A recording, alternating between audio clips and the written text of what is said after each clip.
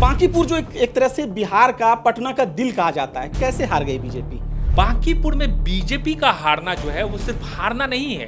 प्रशांत किशोर को ये कहा गया कि भाई जो है ये डरते हैं, ये चुनाव नहीं लड़ सकते हैं। बोला जाता रहा है कि वहां से बीजेपी कभी चुनाव हार ही नहीं सकती है। वहां हारेगी। पेट्रोल 100 रुपये से ज्यादा हो जाए, गैस 1000 रुपये का हो जाए, महंगाई चरम पर चला जाए, कोई फर्क नहीं है। वो जो है बीजेपी के साथ रहने वाला है। भारतीय जनता पार्टी जो है उसे अब ये लग रहा है कि हम उस घोड़े पर सवार हैं जो घोड़ा कभी हार नहीं सकता है। और बिहार ने एक बार फिर से ये बता दिया कि आप भ्रम में मत रहिए।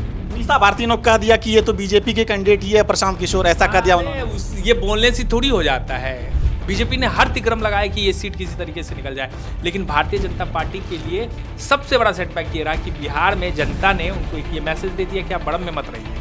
सम्राट चौधरी के लिए क्या कहेंगे? पहला चुनाव सम्राट चौधरी के लिए एक बहुत बड़ी चुनौती अब विधानसभा के भीतर जाने जा रही है, वो भी प्रसाद। 3 उपचुनाव का आज रिजल्ट आना था।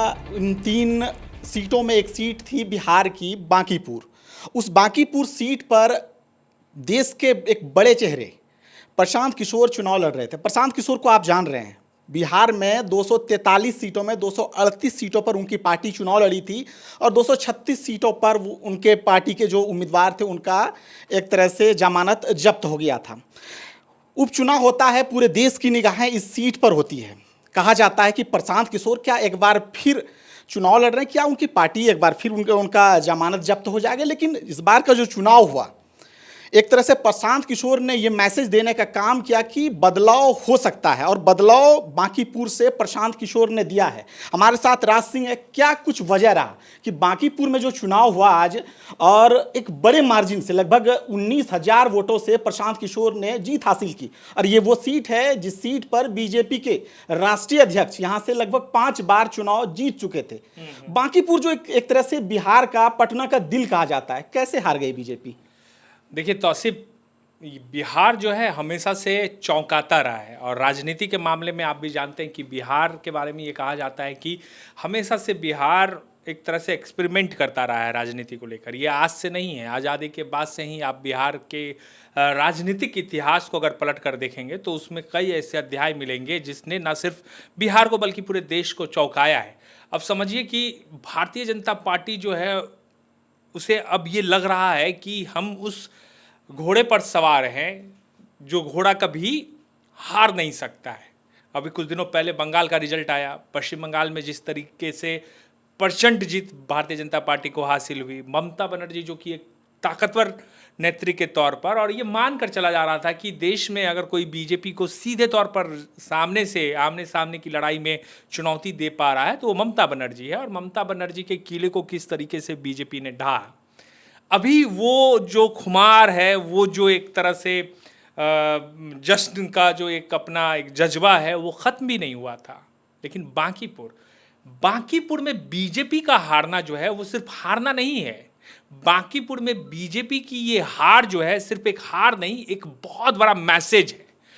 एक तो सबसे पहले नितिन नवीन की वो सीट है। नितिन नवीन के पिता वहाँ से पहले चुनाव जीतते रहे, बाद में उनके निधन के बाद नितिन नवीन वहाँ से चुनावी मैदान में उतरे थे। मुझे जहाँ तक याद है कि 1995 के बाद जो है 1995 के बाद जो है ये पहली बार है जब बीजेपी उस सीट पे लूज की है।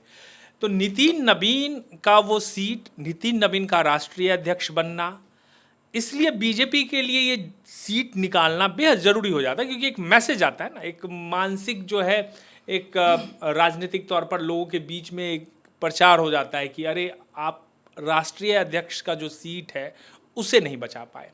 वो भी हारे किससे? आप हारे हैं आप प्रशांत किशोर से। प्रशांत किशोर कौन है? प्रशांत किशोर के अगर वो एक रणनीतिकार के तौर पे काफ़ी अच्छा उनका काम रहा। लंबे अरसे तक उन्होंने इस भूमिका में अलग अलग राजनीतिक दलों के साथ मिलकर काम किया, लेकिन पॉलिटिकल करियर अगर आप देखिए तो अभी कितने मतलब पिछले विधानसभा चुनाव से पहले, मतलब 2025 के विधानसभा चुनाव, बिहार विधानसभा चुनाव से पहले उन्होंने जो है अपनी राजनीतिक जीवन की शुरुआत की, पदयात्रा किया, और 2025 के बिहार विधानसभा चुनाव में वो बिहार के लगभग सीटों पर जो है अपने उम्मीदवारों को उन्होंने उतारा, और ज़्यादातर सीटों पर जो है उनके उम्मीदवारों जो है वो हार गए। उस दरमियान एक बात की सबसे ज़्यादा तौसीफ चर्चा हुई कि प्रशांत किशोर राघोपुर गए थे, आपको भी याद होगा। राघोपुर में ये मानकर चला जा रहा था कि प्रशांत किशोर तेजस्वी यादव के खिलाफ जो है वहाँ से चुनाव लड़ेंगे, और आपको याद भी होगा कि राघोपुर खुद प्रशांत किशोर गए थे, उसके बाद आए थे तो उन्होंने संकेत दिया था कि वो लड़ेंगे। लेकिन चूंकि वो रणनीतिकार हैं, उनकी अपनी एक टीम है जो हर तरीके से आकलन करती है कि भाई जहाँ से वो लड़ने जा रहे हैं या जहाँ वो उतरने जा रहे हैं उसका क्या परिणाम हो सकता है और उस परिणाम का जो है असर किस तरह से हो सकता है। बाद में वो चुनाव नहीं लड़े थे और इस बात पर वो काफ़ी ट्रोल भी हुए थे, लोगों ने उनके बारे में काफ़ी कुछ एक सवाल करना चाहेंगे इस बीच। आप जब बोल रहे हैं बांकीपुर जो सीट है, लगभग 90-95% जो आबादी है वहाँ के वोटर है वो पढ़े लिखे वोटर है, क्या उनको डर नहीं लग रहा था कि बीजेपी अर्बन एरिया में बहुत अच्छा प्रदर्शन करती आई? मैं उसी पे आ रहा था तौसीफ कि आप समझिए इस चीजों को। प्रशांत किशोर को ये कहा गया कि भाई जो है ये डरते हैं, ये चुनाव नहीं लड़ सकते हैं, इनको हिम्मत नहीं है कि ये जो है जाके चुनाव लड़े। एमएलसी बनना और राज्यसभा जाना बहुत आसान है, लेकिन आप जब उतर कर चुनाव लड़ते हैं, वोट से जब जीतते हैं, उसका एक अलग महत्व होता है, उसकी अपनी अलग महत्ता होती है।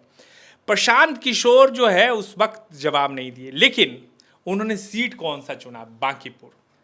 और बांकीपुर चुनने के बाद आप देखिए कि बांकीपुर में सबसे पहले बीजेपी ने क्या किया, अपने उम्मीदवार के नाम की घोषणा की। कौन उम्मीदवार? वो शख्स जो नितिन नवीन के साथ साए की तरह रहता था। नितिन नवीन के बाद जो है संगठन से लेकर तमाम जो बांकीपुर विधानसभा की गतिविधियां हैं बीजेपी की, उसमें वो सबसे बढ़ चढ़ कर सामने रहता था। लेकिन नॉमिनेशन भी हो गया, उसमें मुख्यमंत्री शामिल हुए, सम्राट चौधरी खुद गए, बीजेपी के कई कद्दावर जो है सांसद उसमें शामिल हुए, और अचानक से वो आदमी प्रदेश कार्यालय में आता है और प्रदेश कार्यालय में आकर पट्टा में ये कहता है कि भाई हम पारिवारिक कारणों से जो है चुनाव नहीं लड़ेंगे। वहीं बीजेपी चुनाव हार गई, वहीं पर बीजेपी चुनाव हार गई। जिस वक्त उन्होंने प्रेस कॉन्फ्रेंस करके कहा कि हम पारिवारिक कारण से जो है, आमतौर पे ऐसा होता नहीं है, और बीजेपी जैसी पार्टी में तो ये कभी से चलन ही नहीं रहा है कि नॉमिनेशन हो जाने के बाद जो है उम्मीदवार जो है अपना ये घोषणा कर दे कि हम चुनाव नहीं लड़ेंगे और पारिवारिक कारण। इतने बुद्धू तो नहीं ना है भाई जनता, उसमें भी बिहार की जनता, कि पारिवारिक कारण नॉमिनेशन के बाद तुमको ध्यान आया कि भाई हम पारिवारिक कारण से चुनाव नहीं लड़ेंगे। उनके फादर के जो है वो पशुपालन घोटाले में जो है उसमें उनका भी नाम था, इस वजह से बाद में बोला गया कि नहीं, उसका जो जिसको कैंडिडेट बनाया गया नीरज को, तो ये कैंडिडेट जो है वो प्रशांत किशोर के समकक्ष खड़ा हो सकता है, नहीं हो सकता था। अब जो आप कह रहे थे उस पर हम आ रहे हैं तौसीफ, कि वो एक अर्बन इलाका जिसके बारे में ये मान कर चला जा रहा था या बोला जाता रहा है कि वहाँ से बीजेपी कभी चुनाव हार ही नहीं सकती है, वहाँ हारी क्यों? बीजेपी इसलिए हारी कि लोग जो हैं, अब खासतौर से जिस वर्ग को आप ये मानकर चलते आए हैं कि वो बीजेपी का कोर वोटर है, वो हमेशा से बीजेपी के साथ रहा है। बीजेपी उसके साथ कुछ भी कर ले, पेट्रोल 100 रुपये से ज़्यादा हो जाए, गैस 1000 रुपये का हो जाए, महंगाई चरम पर चला जाए, कोई फर्क नहीं है, वो जो है बीजेपी के साथ रहने वाला है। ये वाला जो विश्वास है ना वो अब दरकने लगा है, इस चीज़ को समझिए। नहीं, हम एक चीज़ इसमें जानना चाहेंगे, इसमें एक रोकना चाहेंगे कि ऐसा कहा जाता है कि स्वर्ण वोटर, स्वर्ण वोटर उनमें माना जाए ब्राह्मण है, भूमियार है, ये वोटर मूल रूप से बीजेपी के साथ रहे। लेकिन अगर आज दो उपचुनाव को देखा जाए, दतिया का उपचुनाव मध्य प्रदेश का, एक बिहार का, तो ये दतिया को आप बांकीपुर से कंपेयर मत कीजिए। दतिया तो खैर नरोत्तम मिश्रा का जिस दिन टिकट कटा था उसके बाद जो हालात वहां हुए थे, उसी वक्त हो गया था कि आप टिकट बीजेपी भले किसी को दे दे, नरोत्तम मिश्रा जो है मंच पे भले मंच शेयर कर ले और वो कहे कि नहीं भाई कोई बात नहीं है, वहां से वो जीतने नहीं देंगे। काफी मजबूत कैंडिडेट है, गृह मंत्री। हाँ, दतिया, और कांग्रेस बैकग्राउंड से थे, वो कांग्रेस से बीजेपी में आए हैं, उनका बैकग्राउंड काफ़ी दूसरे तरीके का रहा है। तो दतिया तो खैर अलग है। तो दतिया में मुझे लगता है कि बीजेपी का जो अपना काडर था, वो काडर ही बीजेपी को, जिसको बीजेपी अपना काडर मानती है, जो नरोत्तम मिश्रा का काडर है, वो नहीं चाह रहा था कि वहां से जो है बीजेपी का कैंडिडेट। बांकीपुर में भी तो बड़े बड़े खिलाड़ियों को बीजेपी ने लगाया। हाँ, तो मैं वही आ रहा था ना। एक तो बीजेपी का जो कैंडिडेट पहले था, उसका जो आप जिस तरीके से आप उसको इमिलिएट किए, आप सुनिएगा, जब उन्होंने नाम वापस लिया तो उनकी माता और उनकी माँ का एक बयान आया था, जिसमें माँ ये बोल रही थी कि ऐसा ऐसा नहीं होना चाहिए था। एक जो है लोगों के बीच में ये फीलिंग आ ही जाती है ना कि भाई आप किसी को बोल दिए, थाली सजा के पूरा, और उसके सामने से थाली खींच के आपके लेकर चले गए, कोई असर नहीं पड़ेगा। असर तो पड़ेगा उसका। एक तो वो, दूसरा सबसे बड़ा कारण जो है यूजीसी की चर्चा जो है पूरे देश के भीतर भले कहीं नहीं हो रही, बिहार में ये चीज है, इसकी चर्चा हो रही है। भरत तिवारी मामला भी कहा जा रहा है। भरत तिवारी मामला, यूजीसी, और अभी हाल के दिनों में जो क्राइम की गतिविधियां बिहार के भीतर हुई है, वहां बीजेपी को लेकर जिस तरह का नैरेटिव सेट किया जा रहा है, सीधा मुख्यमंत्री पर जिस तरीके से अटैक किया गया, ये तमाम ऐसे एक और चीज रोकना चाहेंगे। ऐसा कहा गया कि इस चुनाव में जो कि बिहार में यादव और मुस्लिम जो दो वोट बैंक है, ये आरजेडी के साथ जाती रही है, लेकिन इस चुनाव में अगर आप देखें कि बांकीपुर का वो क्षेत्र, सब्जी बाग और उनके बगल का क्षेत्र जहां मुस्लिम आबादी ठीक ठाक है, वो प्रशांत किशोर के साथ। बिल्कुल, ये भी एक बड़ा कारण है। और देखिए, इसमें बीजेपी के हार से ज्यादा आरजेडी की चर्चा होनी चाहिए। मीसा भारती ने कह दिया कि ये तो बीजेपी के कैंडिडेट ही है प्रशांत किशोर, ऐसा कह दिया उन्होंने। ये बोलने से थोड़ी हो जाता है। आप अपना कैंडिडेट देखिए ना, किस तरीके से हारे है आपकी कैंडिडेट, उनको क्या वोट मिला है, 13-14 हजार वोट, क्या हारी हैं आप। अभी जो है बिहार में आप सबसे बड़ी विपक्षी दल है ना, आप हारी क्यों हैं? ये बीजेपी के हार से बड़ा जो है चुनौती और बड़ा संकेत है तेजस्वी यादव के लिए। आने वाले समय में तेजस्वी यादव को सोचना पड़ेगा। और बिहार ने एक बार फिर से ये बता दिया कि आप भ्रम में मत रहिए। आपको ये अगर भ्रम है, जब आप बिहार के बारे में सोच लेते हैं कि ऐसा होने जा रहा, तो आपको पलट देना। भ्रम में मत रहिए। जेएनजी का प्रोटेस्ट, दिल्ली जंतर मंतर, यूजीसी, इसके अलावा महंगाई एंड एवरीथिंग, E20 और ये सब जो सारा कुछ हुआ, उसके बाद ये नैरेटिव देना कि भाई वहां से कोई भी किसी को भी खड़ा कर लेंगे, वो जीत ही जाएगा, उसको भी लोगों ने दिल से ले लिया कि अरे भाई, ये वाली बात है कि ये मन में है कि हम किसी को भी खड़ा करेंगे जीत जाएगा, तो इस बार तो हम बता देंगे। तो ये भी एक बड़ा जो है बड़ी वजह बनी वहाँ पर, और लोगों ने इसको एक तरह से मूवमेंट की तरह लिया। और प्रशांत किशोर चूंकि रणनीतिकार हैं और उनकी पूरी टीम लगी हुई थी वहाँ पे, पिछले विधानसभा चुनाव की तरह पूरे बिहार में नहीं, एक ही सीट पर फोकस था और पूरा एफर्ट लगाया गया। उनके नेता एकदम पॉइंट पे जाके जो है लोगों के बीच जाके मैसेज दिया, लोगों के बीच जाके। आप समझिए ना उस दरमियान क्या क्या हुआ। केसी सिन्हा जैसे जो जनसुराज से चुनाव लड़े थे, उनको दोबारा से जो है बीजेपी में शामिल करवाया गया। उसी समय ये लग रहा था, बीजेपी को यह अंदेशा हो गया था कि ये हम हार रहे हैं।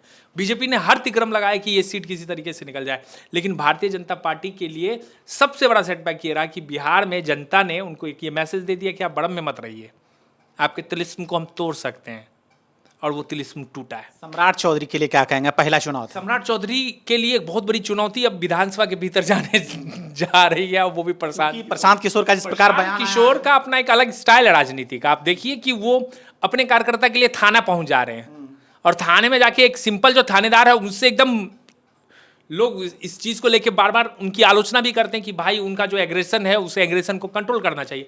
एज ए जर्नलिस्ट मुझे भी लगता है कि प्रशांत किशोर थोड़ा सा ज़्यादा एग्रेसिव हो जाते हैं, लेकिन आप उनके मुद्दों को देखिए कि वो जिन मुद्दों को लेके पॉलिटिक्स करने जा रहे हैं, वो एक रेलिवेंट मुद्दा है। एजुकेशन की बात कर रहे हैं, प्लान की बात कर रहे हैं, हेल्थ की बात कर रहे हैं, ये सारी चीज़ों में वो रिफॉर्म लाने की बात कर रहे हैं। और बिहार ने ये भरोसा उनके ऊपर जताया है कि बिहार के लोगों ने ये बताया कि भाई ठीक है, बात कर रहे तो हम तुमको मौका देंगे। पूरे देश में ऐसा चर्चा होता है कि बिहार एक ऐसा स्टेट है, पूरा जाति पे पॉलिटिक्स होता है, जाति पे वोट होता है, लेकिन इस चुनाव ने दिखाया है कि जाति से हटकर भी वोट किया जा सकता है। बिल्कुल वही चीज बोल रहे हैं। एलिट आप देख, जहाँ भी पढ़े लिखे लोग हैं वहाँ पे बिहार में वो जाति वाली बात जो है दरक रही है। ऐसा नहीं है कि अब वो 90 वाला बात रह गया कि या जाति आधारित राजनीति, उसको आप सिरे से खारिज नहीं कर सकते। बिहार में वो रहेगा और हमेशा रहेगा, उसको आप नहीं कर सकते, लेकिन उसमें कुछ हद तक जो है सेंधमारी हुई है। और प्रशांत किशोर का ये चुनाव जीतना आने वाले समय में ये बिहार की राजनीति में एक बड़े परिवर्तन की तरफ लेके जाएगा। अब ये देखना होगा कि आरजेडी जिस तरह से हारी है, कांग्रेस का क्या स्टैंड होता है, क्या आने वाले समय में जनसुराज और कांग्रेस के बीच जो है कुछ तालमेल, ऐसा कहा जा रहा है, ऐसा चर्चा है। हाँ, तालमेल बैठता है, या कांग्रेस को भी ये लगेगा ना कि भाई ठीक है, ये जो जंगल राज वाला जो एक नैरेटिव है और जिसको हमेशा एक तरह से काउंटर करना पड़ जाता है, चाहे महागठबंधन को, वो आरजेडी की वजह से कांग्रेस भी ये चाहेगी कि भाई ठीक है, माइनस आरजेडी जो है हम जनसुराज की तरफ हाथ बढ़ाएं। जो जनता है, अब नीतीश कुमार तो रहे नहीं, नीतीश कुमार एक बहुत बड़े फैक्टर नहीं, इस चुनाव में कहीं नहीं दिखे नीतीश नीतीश कुमार है नहीं। नीतीश कुमार अगर रहते तो वो अलग चीज़ है, वो एक बड़ा फैक्टर, उनको लेके एक अलग अटैचमेंट, एक इमोशन बिहार के लोगों को रहा है। मैं एक महिला को सुन रहा था आज, तो वो बोल रही थी कि नीतीश कुमार जब तक थे, नीतीश कुमार के नाम पे हम लोगों ने वोट किया, बिल्कुल, लेकिन इस बार मैं प्रशांत किशोर को कर रहा हूं। ये चीज़ मैं बोल रहा, यही तो बोल रहा हूँ कि नीतीश कुमार, मैंने 2005 के बाद से बिहार विधानसभा लगभग सारे विधानसभा को कवर किया है, और मुझे लगता है कि नीतीश कुमार एक ऐसे फैक्टर थे जिसकी वजह से जो है बीजेपी को एज था हमेशा से। अगर नीतीश कुमार माइनस जेडीयू अगर नीतीश रहती भी है बीजेपी के साथ, मुझे लगता है कि उस तरह का जो है करिश्मा नहीं हो पाएगा। एक लास्ट सवाल, कई जगहों पे ऐसा कहा जा रहा है कि जेडीयू को जिस प्रकार मैदान में आना चाहिए था इस चुनाव में, वो साथ में नहीं दिखी। हम इसलिए बोल रहे हैं कि श्याम रजक जैसे बड़े नेता जो पटना से ही है, वो कहीं नहीं दिखे चुनाव में। बिल्कुल, देखिए ये चीज़ें तो है ही ना कि माइनस नीतीश कुमार, जेडीयू के भीतर की जो पॉलिटिक्स है, अपनी उनकी अंदरूनी जो राजनीति है, महत्वाकांक्षा है, वो उस लेवल पे नहीं है जिस लेवल पर कि नीतीश कुमार भाई काउंटर करते थे। नीतीश कुमार को आप ये क्या, कोई उनको हैंडल नहीं कर सकता था। लेकिन अभी जो जेडीयू की जो राजनीति जिनके हाथों में है, उसको हैंडल किया जा सकता है। तो वो चीज़ें जो है उसका खामियाजा भुगतना पड़ेगा। प्रशांत किशोर आने वाले समय में ना सिर्फ जेडीयू के लिए, ना सिर्फ आरजेडी के लिए, ना बीजेपी के लिए, सबके लिए चुनौती बनने जा रहे हैं। बिहार में बदलाव बदलाव तो अभी दूर की बात है, लेकिन ये जरूर है कि एक अलग तरह की पॉलिटिक्स जो है आने वाले समय में उसकी नींव पड़ चुकी है बिहार के भीतर। अब देखना होगा कि बीजेपी क्या एक्शन इसके बाद लेती है, सब कुछ उस पर निर्भर करता है। चलिए, तो बिहार में आज बांकीपुर का रिजल्ट आया, प्रशांत किशोर वहां से जीते, और बिहार की राजनीति में बहुत कुछ होने जा रहा है। बिहार की राजनीति में दरअसल प्रशांत किशोर के आने के बाद तरह तरह के कयास लगाए जा रहे हैं। आप देखते रहिए समाचार वाला, हमारे साथ थे राज सिंह, कैमरे के पीछे पवन। हमें दीजिए इजाज़त। जोहार, आदाब।